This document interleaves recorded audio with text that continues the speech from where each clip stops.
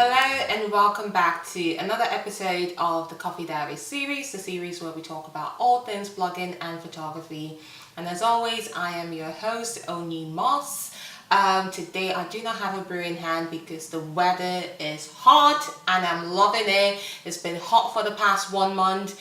It feels like we're getting proper summer in England and I love everything about it. I've just had a smoothie and I feel very refreshed, so we're just going to go right into the show. In today's episode, we're going to be talking about how to set your rate as a blogger or photographer, because I do both. I'm not necessarily going to tell you an exact rate to set, but I'm going to give you things to consider when setting your rates. I believe there are quite a few websites that are out there, for bloggers especially, that kind of tell you how much you should set for your rate per Instagram post, for example, or for a blog post, depending on the amount of following you have. I will link them in the description box down below. But that is not my aim today. My aim today is to help you tailor a rate that actually meets your individual needs as a blogger or a photographer. Now, I am going to talk about some of the things that you should consider, because I strongly believe that numbers are not necessarily the only thing that you should consider when setting a rate. Say, for example, you would find two bloggers with the same amount of following, let's say 100,000 followers. One takes pictures using your mobile phones and they always take pictures through a mirror, and that's the type of post they do all the time. And the other, say, would use a professional camera, go through a lot of creative process, come up with a story, a mood board, and do an editorial type shot or even a video. And I believe, even though they have the same amount of following, the other blogger who puts in more time and more effort can definitely charge more, and the brands will be willing to pay more because the quality of your content will definitely stick out. And it's the sort of thing that you could go back to the brand and say, this is the amount of work that I put into my work, therefore this is the reason why I'm charging this rate.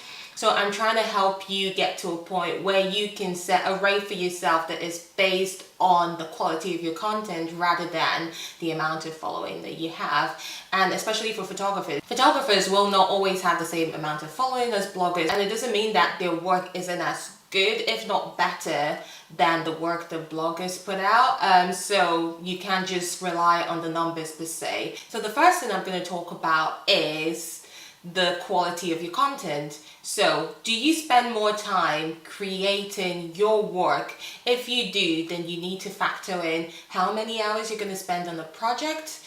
Because I believe, when you're being booked for a job, say as a blogger for a campaign, even as a photographer, you get booked on campaigns and you are given a brief as to what they need you to achieve or what the brand is looking to get out of the shoot. And you have to definitely stick to that brief. Being a professional, someone who does this all the time, what you would do is go through the brief, kind of like make an estimate as to how much time it's going to take you to create that content. And that is a good starting point. So if you know how much time you're going to invest in it, that way you could work out a rate per hour.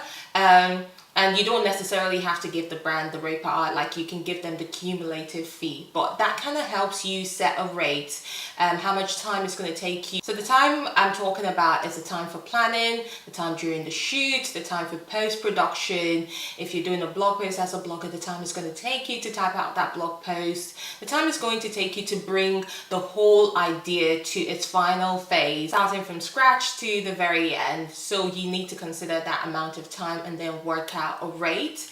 And also, does the quality of your content stick out from the remaining people? So say, for example, if you have bloggers, like the example I gave earlier on, two bloggers with the same amount of following, but one takes it to a whole new level by delivering very professional and high quality content versus somebody else who it literally will just take 10 minutes to do the exact same thing. That way you can come up with a rate and a unique selling point when you're pitching yourself to brands. Because at the end of the day, the brand is much more likely to use your work.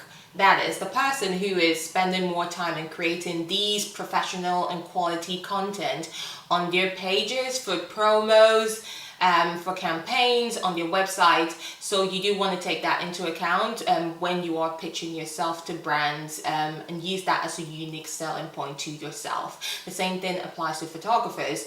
You could have the same photographers doing the same thing, like say wedding photography or portrait photography, but one person is not just as good as the other person because the other person has more advanced skills that they can put to use and deliver really, really great content.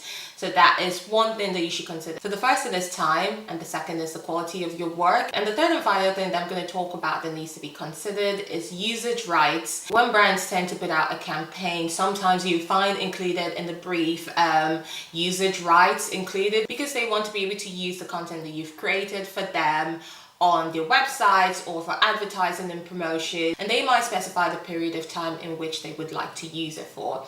Now this is a chance for you to also charge a fee, so I would say it's something you would have to work out. Say for example, if the brand is saying we're going to use your content on our website for the next 1 year and we're going to use it for promotion and advertising on all our platforms, then you can use that as an opportunity to also work out a rate. Now this will vary based on the length of time that the brand is looking to use this content for and how many pieces of content are involved that the brand will be looking to promote.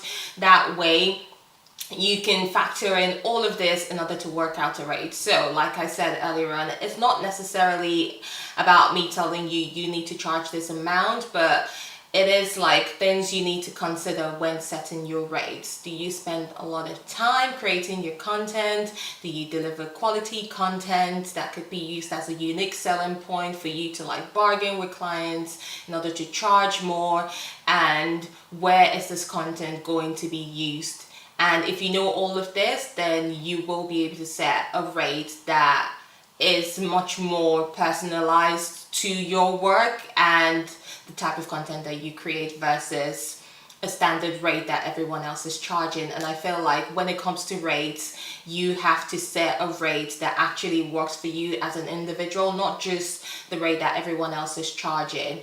Because yes, it's good to have a baseline like the websites that I'm going to provide. It's going to tell you about rates. I'm also going to link one that talks about usage rights, so that way you kind of know how much you should be charging per image for usage rights. But it's just a baseline, but ultimately it has to come down to the amount of time you put in, the quality of your content, and how long your content is going to be used for, if at all is going to be used in promotion and advertising by the brand. I hope you found this episode very useful. As always, you can leave a comment down below with questions that you have and I will tackle them in upcoming episodes. In the meantime, you can follow us on Twitter, My Coffee Diaries, and also follow me on Instagram and on Twitter, all at Mossonyi. And I will catch you guys in my next episode. Bye!